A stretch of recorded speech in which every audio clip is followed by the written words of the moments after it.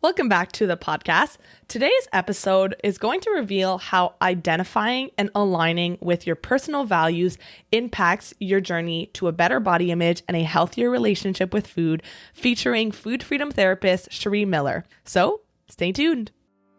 Welcome to the Live Unrestricted podcast, a show where you'll learn how to heal your relationship with food and your body so that you can focus your time and energy on more important things like your personal growth. I'm your host, Sabrina Magna, food freedom coach, and my mission is to help make your life happier and healthier without stress, overwhelm, or guilt about food. If you love the show, please do go out and share it. And if you're looking for support with your relationship with food, details about my programs are in the show notes. Thanks for spending time with me today. Now let's jump in. So I just wrapped up a conversation with food freedom therapist Cherie Miller, and we talked about the importance of identifying and aligning with your personal values as you are working through maybe eating disorder recovery or working on breaking free from diet culture and healing from disordered eating. And this was such a massive topic that I wish that I had learned about when I was struggling with my eating disorders. Because as you'll hear during our conversation, there was this one time in my life when I felt like I was at the deepest and the darkest of my food and body obsession. And I had these values of freedom and integrity and travel and connection and family. And I didn't feel like I was living in alignment with those values because when I was with my family, I wasn't really present because I was just thinking about food and what I looked like. I wasn't traveling because I was so afraid of eating different foods from different cultures. I wasn't living in alignment with my values of friendships because I was so terrified of going out and my social life was plummeting. There was all of these things that I said were important to me, but my behaviors didn't reflect that. So when I started talking to Cherie, who has 15 years of experience as an eating disorder mentor, speaker, educator, and advocate, and I learned more about some of the work that she does and how she focuses a lot on values work, I knew that I needed to talk to her because values and helping my clients identify and live by their values is a major part of Food Freedom Academy. So I wanted to bring her on and have a conversation. So without further ado, let me play that interview for you. Hi, everyone, and welcome back to the Live Unrestricted podcast. We have a great one for you today. I am so excited to welcome our guest, Cherie Miller. So I'm going to go ahead and let you introduce yourself to our audience. So can you tell us a bit more about who you are, what do you do, and then we'll get into your story and how you got to where you are today. Sure. Well, first of all, thank you for having me on. I'm so glad to be here today. And again, I'm Cherie Miller, and I'm actually a licensed counselor in the state of Texas. And I specialize in working with women and men that struggle with food and body issues, as well as OCD and trauma. So I have been doing this for a few years. It's actually my second career. I was in corporate marketing before this, and then finally got to go back to school and get my graduate degree and start this career in counseling, which I'm so happy to be able to do this day in and day out now. And I love this work because I'm recovered from those things myself.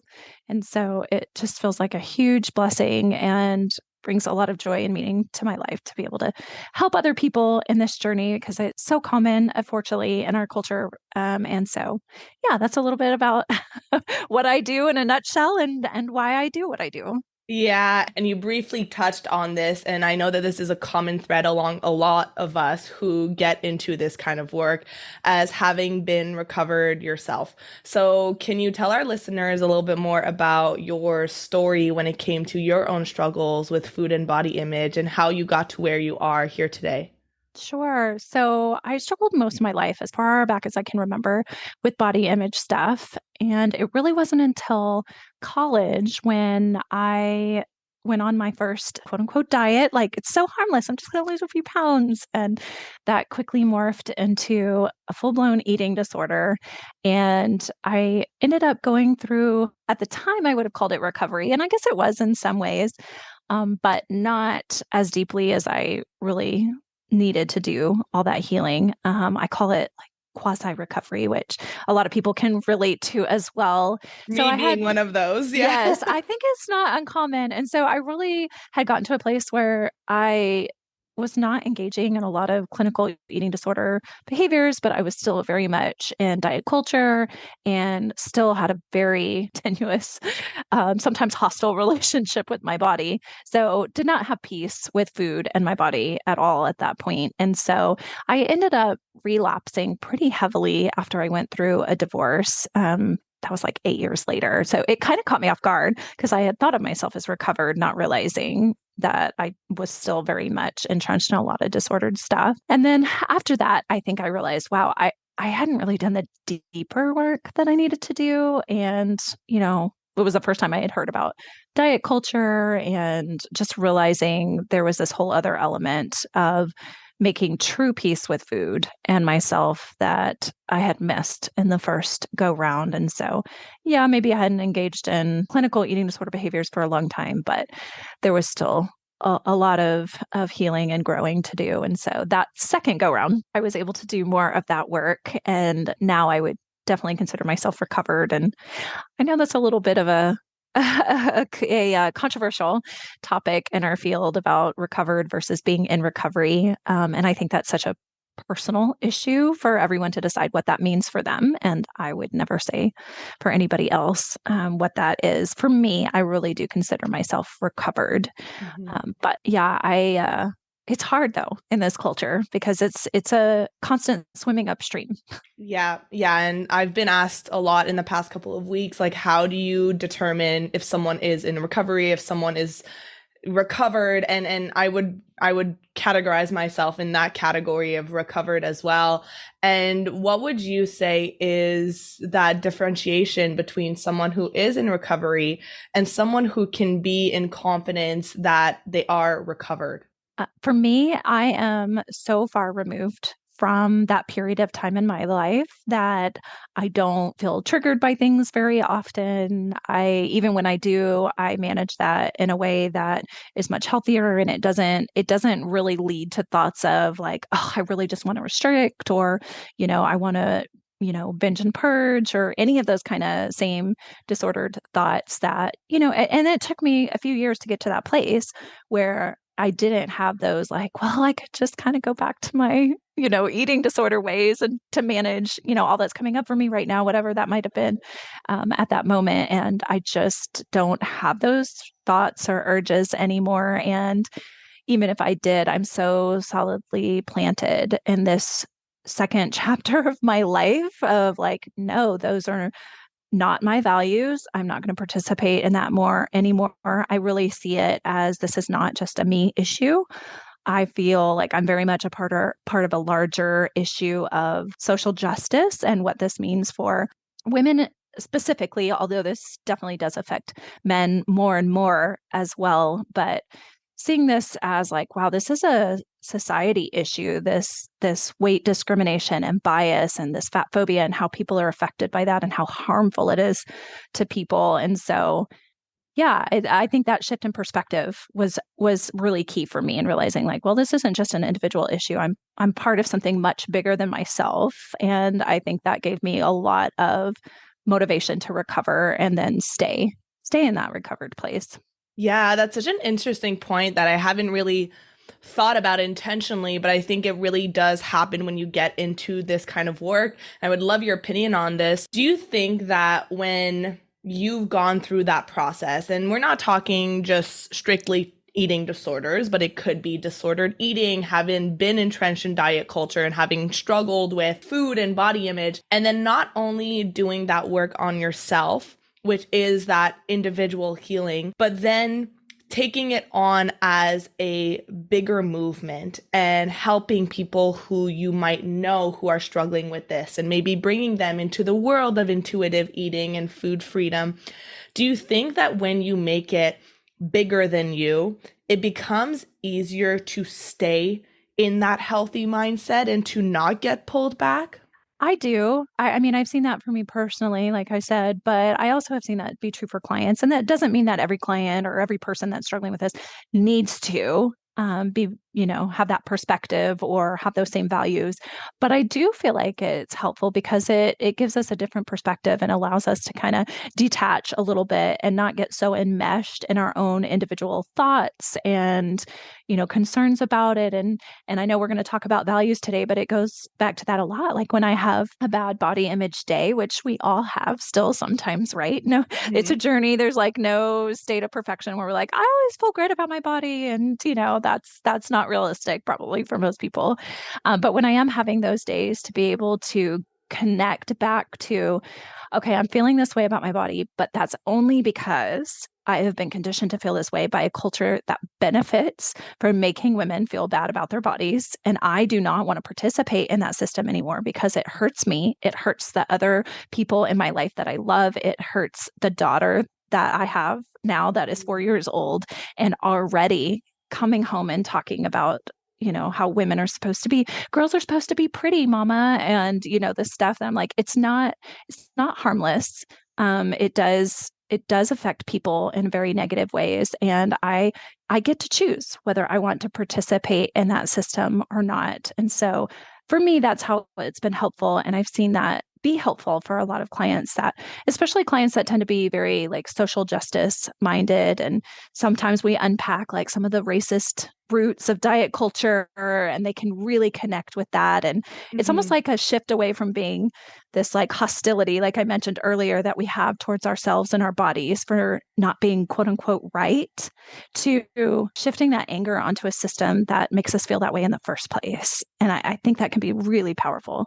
Yeah, that shifting of the blame is so important because you know as well as anyone that when we have these clients who come to us, the blame is all on ourselves. And I felt that way too. There's something wrong with me. There's something wrong with my body. Why can't I be better?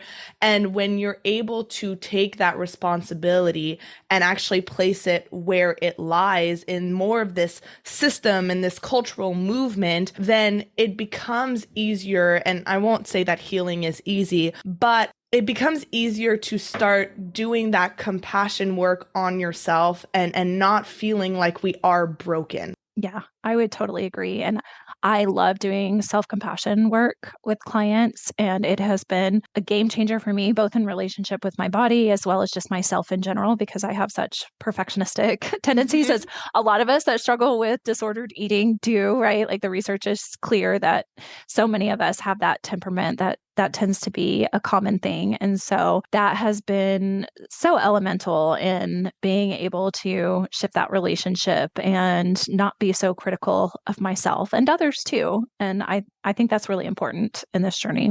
Yeah. So I want to circle back because we briefly touched on this and when you were talking about getting clear on what your values were and getting clear on what truly matters to you and finding where the real responsibility lies. So I know that in your work you do a lot of something called values work, and this is something that I also do in my program because it is so important. It is crucial, and not just when it comes to healing your relationship with food and your body, but any kind of healing, anytime that you feel stuck in your life and you feel out of alignment with what you say that you want, what you say your values are, and then your behaviors not aligning with that. So can you tell us more about what values work really means, what it is? Yeah. So when I work with clients doing values work, it's usually part of a theoretical framework called acceptance and commitment therapy, or ACT for short. And the idea is that when we identify what our true values are, we can start living more and more in line with those values, which creates more joy and a sense of meaning and purpose in our life. And it also creates that like congruence, kind of like you hinted at. It's like sometimes we are very incongruent in like how we're living our day to day with our actual values. And that always creates some sort of emotional or mental conflict there, right? And really, when we talk about body image and I get into this work with clients, what we often discover is that we are spending a lot of time and money and energy on perfecting our bodies and micromanaging our bodies and our food. And it's really not one of our values. It's driven by something other than our actual value system, because most of us, when we really drill down, will recognize like, actually, no, I don't think women's value is dependent on what we look like. And I don't think that, you're worthier if you're prettier and thinner and younger, right? But that's our culture's value system, and we've bought into it. And so we're living within that until we make an effort to break up with that and step out of it. And so realizing, hey, that's not actually my values, even though that's kind of what my day to day is really wrapped around.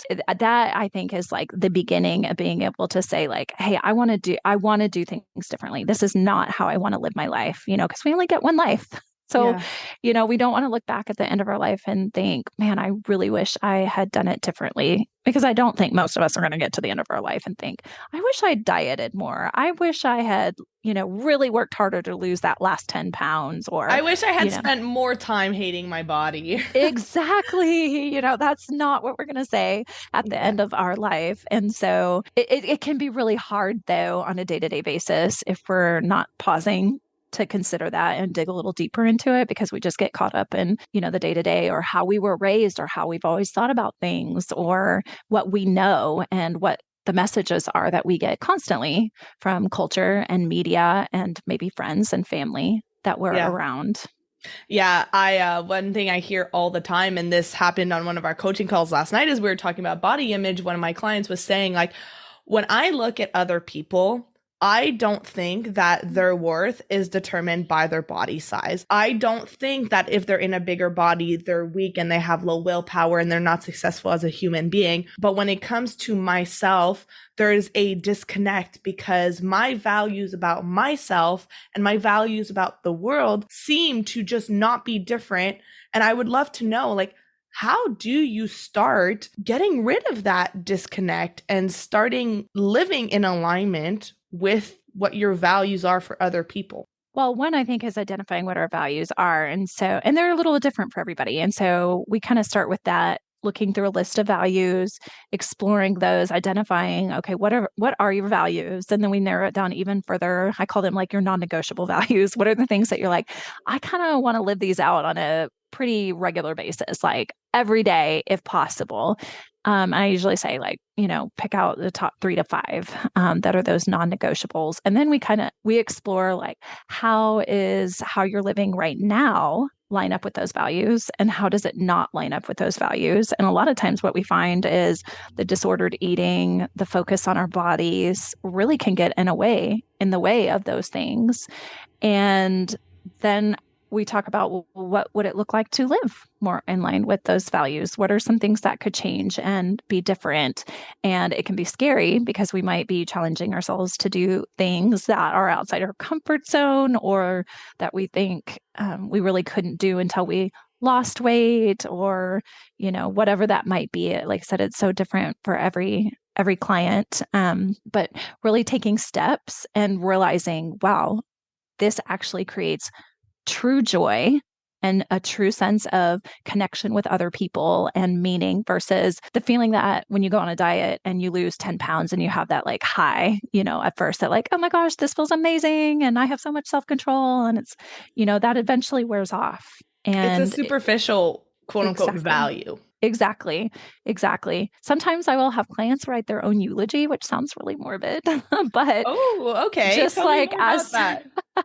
as a way to kind of clarify, because sometimes clients are like, I really don't know because this feels so important that I really don't know what I value. And so when we talk about like, okay, think about what you would want people to say about you at the end of your life, that she was so kind, or, she really loved her children well, or she was an amazing teacher, or, whatever that might be. I've heard all kinds of things, that those are the things that we actually care about. And that's the legacy we want to live. And so, yes, I know it's kind of a morbid exercise, but usually clients are like, wow, that was actually very clarifying and helping me understand what matters to me and what kind of legacy I want to leave, and putting in perspective that this idea of me being thinner feels really important on a day-to-day basis, but it's really not in the Yeah. grand scheme of things. Yeah, that exercise, I did this unconsciously when I was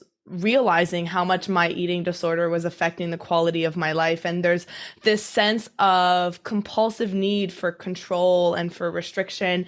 And what really helped me was very similar, and I call it the front porch test, which is at the end of your life when you're sitting on your front porch, maybe with your husband or your kids or your cat or your dog, and you're looking back on the life that you've lived, and you think of the memories and the things that you accomplished and the things you focused on. What do you want to look back on? And that thought, when I was living this life of restriction and depriving myself of joy and focusing so much time and energy on food in my body, it was really heartbreaking. And you mentioned it's kind of a morbid exercise, but sometimes we do need to have those really strong emotions come up to kind of snap you out of it and hit that rock bottom so that you decide that, okay, maybe change is going to be painful because it is going to be uncomfortable.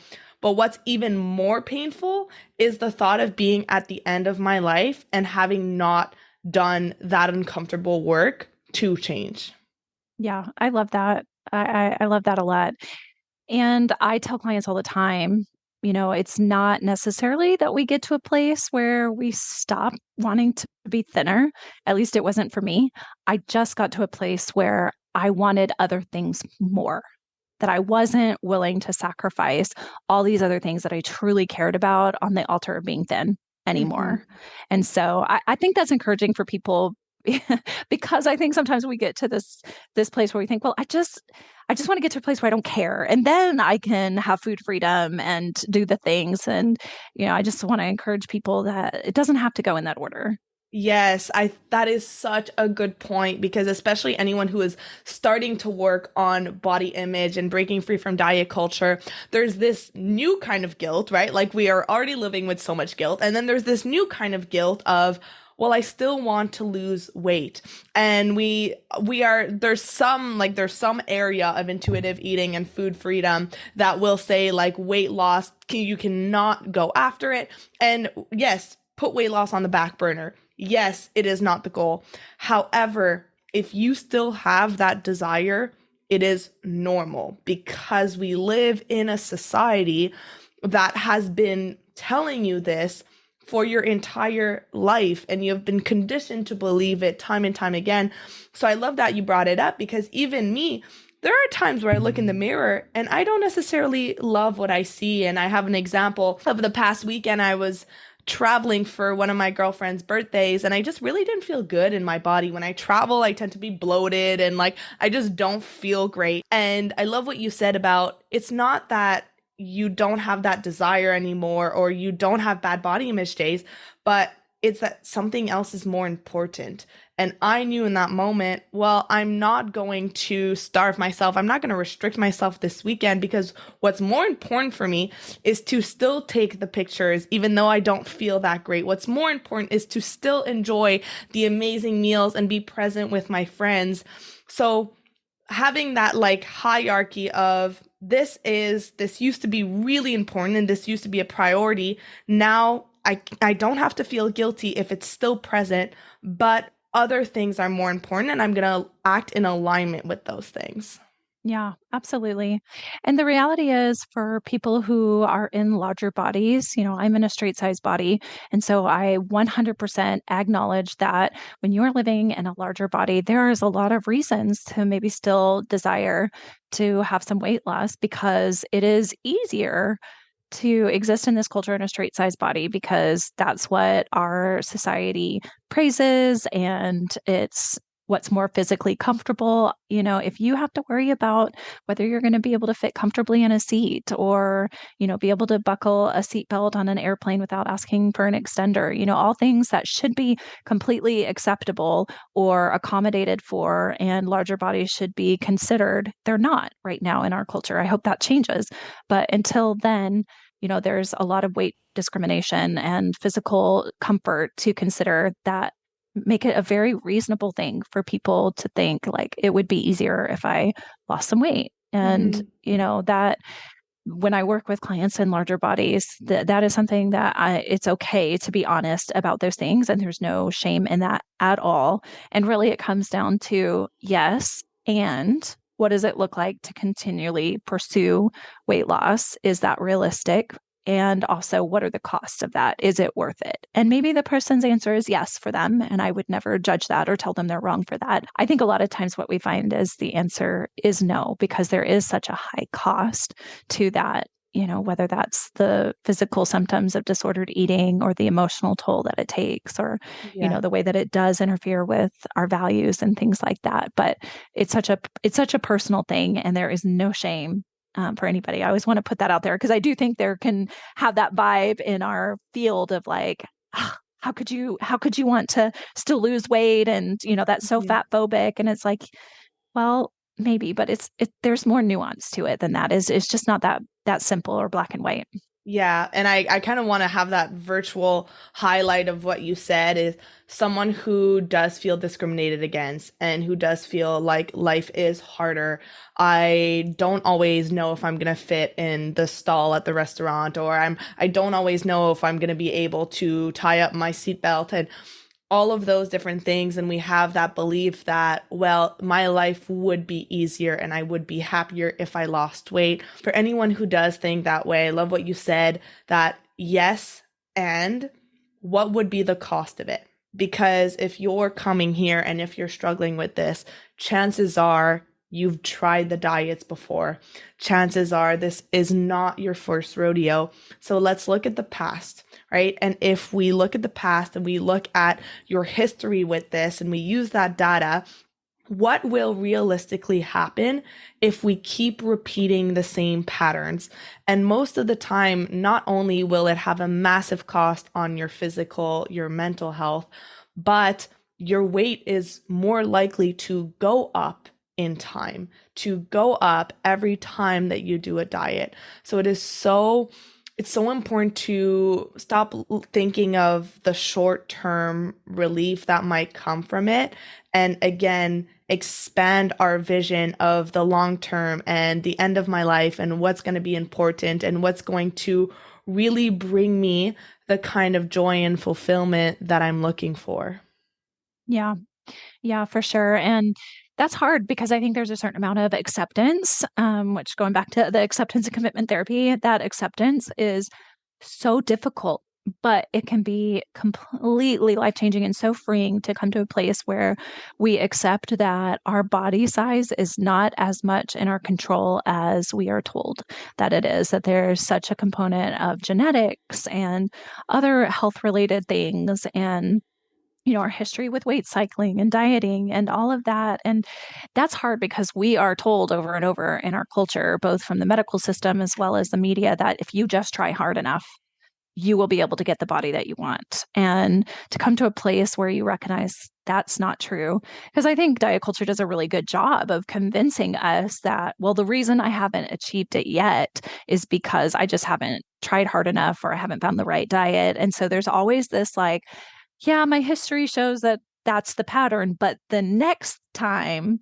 I'll do it right. And so there's Mhm. always that like magical thinking in that sense, which again, that's how we're programmed to think by diet culture. So sometimes it's a matter of coming to terms with that. And, there can be grief in that and grieving like, hey, I may never be able to really have that quote unquote ideal body that I want for myself. And it's not as much in my control as I have been led to believe, and as much as I want to believe that it is. That's Yeah. hard.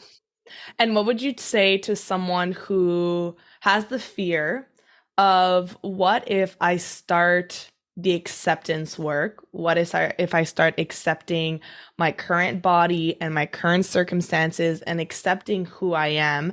And I'm thinking not just in the terms of this work, but this could go with any big goal that you're going after. We don't want to accept where we are because we think if I'm unhappy enough now, I'm more likely to get success and I'm more likely to change. So how would you talk to someone who is hesitant to have that kind of acceptance because they're afraid if I have that acceptance, I won't want to improve myself? So I think part of the issue is that we tend to think of acceptance in such binary terms that it's like, if I accept myself, then I also can't value growth. And those are not mutually exclusive concepts. That's why I like to use the word and a lot instead of the word but, because Mhm. things that seem like they're opposite can totally exist. I experience that on a very regular basis as a mom, where my kids grow older and are doing new things. And I am so happy and proud and excited. And I'm also really sad and like miss, them being babies and some of the things that about their childhood I will never be able to get back. So Mhm. those two things, sadness and happiness that we think of as opposites, can totally exist at the same time. And acceptance and growth can also, because just because I'm accepting myself in the moment doesn't mean that I also don't value or desire to grow in whatever area that might be. They can both exist at the same time, which I think is where that compassion part is so important, right? And again, thinking in terms of a parent, it's like I can have compassion for my children, like learning new things and making mistakes. And I also want to teach them and encourage them to grow and challenge them to, be better in certain ways or whatever that might be. And so we've got to challenge that like black and white thinking of it's one way or another and realize that both can coexist at the same time. Yeah. Yeah, that's exactly how I would describe it as well. And I want to just circle back to when we were talking about values, and I would love to know, in your experience as you've been working with clients, what are some of the most common values that tend to pop up for your clients that you need to work on creating a life that's more in alignment with those values, and what that could even look like? One of the ones that I find most common is some sort of connection with people they care about. So oftentimes family is one that comes up a lot, or relationships that might be friendships or a relationship with a partner. So connection is a good one, and I'm sure doing this work and anybody listening that struggles with disordered eating, you can see when you really take a look at it how that kind of life can be disruptive to meaningful connection with other people, and that can show up in a lot of different ways. Another one I see is a lot of my clients, and myself included, do value growth and learning, right? And I think that's where we can kind of use that and go to extreme when it shows up as perfectionism and trying to be perfect, right? So figuring out how to temper that and value growth without it having to be a perfectionistic thing, or about achieving like self confidence, that like my identity and my confidence isn't wrapped up in what I can achieve or how much I learn and grow.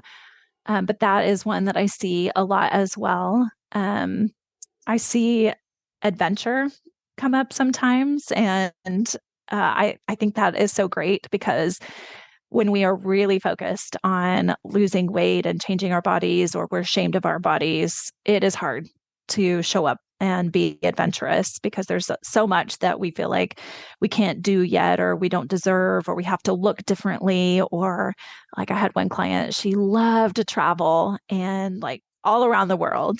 And she really wanted to be able to enjoy all the foods of these different cultures that she was visiting. And when she finally got to a place where she had healed her relationship with food enough that she could go and enjoy those foods without obsessing about, trying not to eat too much or not eating certain things. And, she would spend her whole day consumed about that. She wasn't even enjoying like what she was seeing, or the people that she was traveling with. Like it was such an aha moment for her. Like, wow, it is so great to be in this place again of like, I'm living my actual values, the things that actually do matter to me.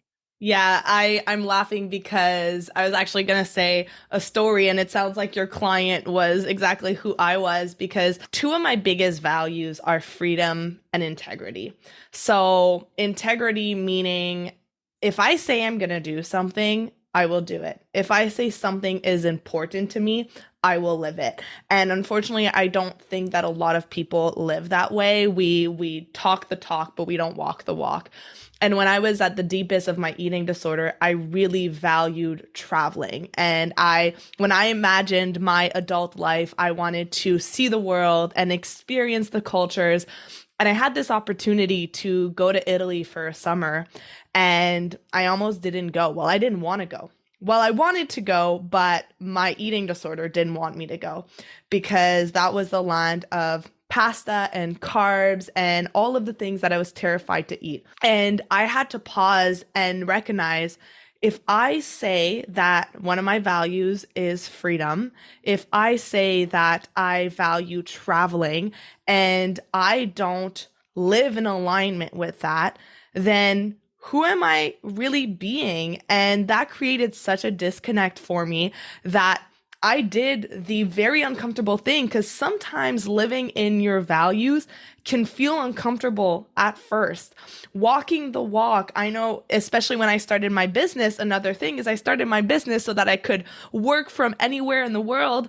And I wasn't doing that at first. And after a year, I was like, well, if I said I would do this, then I'm going to do it. And it's not always comfortable when you do it. And I think that's really important for people to understand, is that living in integrity and living by your values at first may feel tough to do. It might step out of your comfort zone. But once you do it once and you do it twice, it becomes easier. Like, fear is always going to be present, but you know that you can handle it because you've done it before and you appreciate that you've done it before. So you're more willing to do it again. Yeah, absolutely. I couldn't agree more. And I have those same conversations with client. I say it's in the doing that the anxiety and the fear lessens. I wish we could talk ourselves into a place of not feeling those things. And we can do some thought work, which can make a huge difference. But usually those feelings are still there to some degree. It really is in the doing and realizing that we can handle it, that we can get through it. Those things aren't going to overwhelm or kill us. And that, wow, again, like what's on the other side? That is when we get stronger and things really start to click into place and we don't have so much fear. And I can relate a lot to what you're saying. For me, one of my highest values is honesty and authenticity. And I could not be those things completely in my eating disorder. There was just so much secretive like behavior and deception with the people around me to maintain my eating disorder, that felt very incongruent and icky to me. And that was one of the things that motivated me to get well and recover. And so I do believe that this values work. It's not the entire piece of recovery or anything like that, but I do think it can make a big difference. Absolutely. And for anyone who is used to like diet culture and the diets that just focus on the rules and the restrictions and eat this, not that, when we're talking about values work, it could sound like, well, why is this important? And a lot of the times, the things that you do in recovery and that you're working on and you're healing your relationship with food is inside your mind. It's thought work, it's changing and rewiring your mindset, and it's values work. So all of these fundamental pieces, they're not as fancy as lose 30 pounds in 30 days, but they are the key to living that life that you so truly want, that aligns. So as we're wrapping this up, I really like to leave my listeners with like kind of a cliff notes of, let's say someone is listening to this and they feel like they're not living in alignment with their values, or they say that they value connection and family and freedom, but when they're with their family, they're not really present because they're just thinking about food the entire time, and they're not traveling and they're not going out to see friends and they're not connecting with people. And that feels really icky to not live in alignment. What can they do? How can they get started to identify their values, to start taking action to live more in alignment with them? Well, it's pretty easy to go online and just download a values list and maybe start there, getting some ideas. Because a lot of times what I see with clients is they're really not sure. If you just ask them, like, what are your values? A lot of times it's like, I'm not sure. So sometimes it's helpful to have like a list to start from, to go through and say, yeah, that resonates with me. I feel something when I read that word. And it can be really helpful to do that work with somebody. And I know that's not accessible to everyone because of financial reasons or, where depending on where you live and what's accessible. But if you can work with a coach or a therapist, it can be really helpful to have somebody guide you through that process. But if not, even like I said, just taking the time to be intentional about going through a list and identifying and then asking yourself those questions about, okay, now that I maybe know a little bit more about what my actual values are, how is my life in line with these? How is it not? How is my relationship with food and my body, adding to my values or just detracting from my values? And then what steps could I take to live more in line with my values? What could that look like? I think those Hmm. are pretty easy places to start. And I say easy in that it's simple, not Yeah. easy in that like some of that diving deep can be tough. And sometimes it can be a little painful to realize, wow, I'm like really not living in line with my actual values. That can be kind of a painful realization. But I also feel like it's very empowering because that's really what values work is all about. It's this idea that despite what thoughts are in our mind, which we can't always control, or the feelings that come up for us, which we also can't control, we always have a choice. We can control our behavior. And so, whatever thoughts might be happening, whatever feelings like the fear, anxiety might be coming up, we can always make a choice to live in alignment with our values. And that is empowering, I think. Yes, absolutely. I remember I had done a values test. Like if you just go online and you write values test, they'll like prompt you with a bunch of questions that will help you gain some of that clarity. And then asking yourself, like you said, someone who has those values and someone who lives in alignment with those values, what does that life look like? And where in my life is there a disconnection and where can I start? And you don't need to kind of flip your life around. That's going to be way too overwhelming and intimidating. But start with one and start with those small actions. Like you said, the magic is in the doing. So I think that those are really good steps for someone to get started. I think it's such a crucial piece of doing this, especially at the beginning before it helps you also gain some of that momentum, that motivation, because you uncover your why and your purpose and the reason why this is so important to you. Which is crucial, I think, to doing this work because the work is so hard and it is so uncomfortable that circling back whenever you need to about why am I doing this can be really helpful in pushing through that discomfort because it's just our nature that we want to avoid discomfort. That's true for all of us, right? And so I think we have to be really in touch with, and like I said, remind ourselves as often as possible why we're doing that and what is important to us that is prompting us to push through that discomfort. Yeah, absolutely. Well, Cherie, thank you so much for coming on and sharing your wisdom with our audience. For anyone who would like to connect with you, find you on Instagram, where can we find you? Sure. Yes, I'm on Instagram.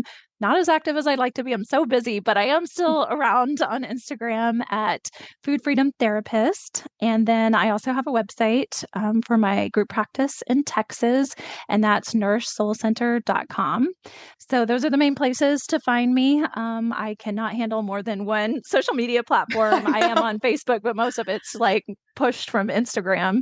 And so those are great ways to connect with me. And yeah, I would love to hear from anybody if there's anything I can do to help, or if you need to be connected with anyone, even if it's outside of Texas. Like, I'm happy to Mhm. help people find practitioners who can help them in this journey.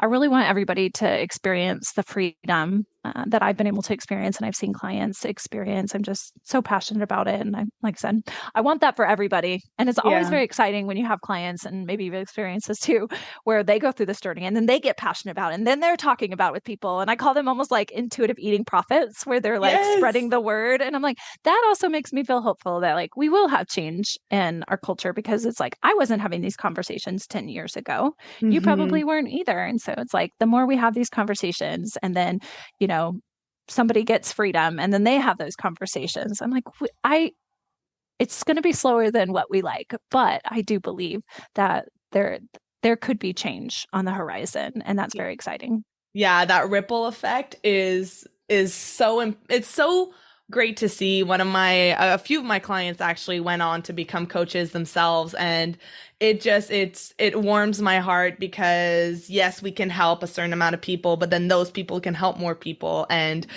I'm so with you in taking part in this movement. And thank you to everyone for listening. Make sure to connect with Cherie. I'll put all of her websites and Instagram in our show notes as well. And we will see you next week for our next episode. Thank you so much for listening to today's episode. If you found it valuable, I would love if you would share it with someone you know that could benefit. If you're loving the show, don't forget to subscribe over on Apple Podcasts so you don't miss a single episode. I really love hearing feedback from you, so please leave a rating and review over on Apple to help us get in the ears of more people who need it the most. Finally, come hang out with me on Instagram at Sabrina Magna Health for more educational content and get up close and personal with me. Thank you so much for being here, and I'll see you on the next episode.